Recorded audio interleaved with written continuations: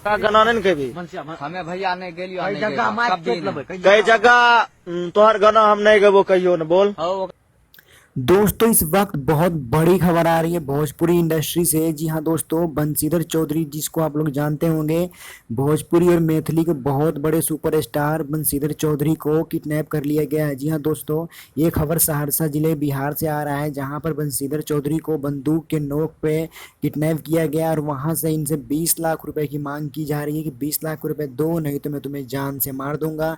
बंशीधर चौधरी को किडनैप करके 4 लोग ले गए हैं। जी हाँ दोस्तों, ये घटना 5 तारीख का है, जहां पे ये अपनी फिल्म की शूटिंग करके घर वापस लौट रहे थे। तो वहीं इसी वक्त वहां पे 4 लोगों ने इनको बंदूक पिस्टल के नोक पे इनको गिरफ्तार कर लिया और किडनैप करके और इनसे 20 लाख रुपए की मांग कर रहे हैं। दोस्तों ये बहुत बड़ी खबर है, इनकी जान को भी खतरा है, इनकी कभी भी मौत हो सकती है। दोस्तों आप क्या कहना चाहते हैं प्लीज़ हमें कमेंट करके जरूर बताएं। अगर वीडियो अच्छी लगी हो तो लाइक कीजिएगा, चैनल को सब्सक्राइब कीजिएगा और एक से बढ़कर एक वीडियो हम आपके लिए लेके आते रहेंगे। Thank you.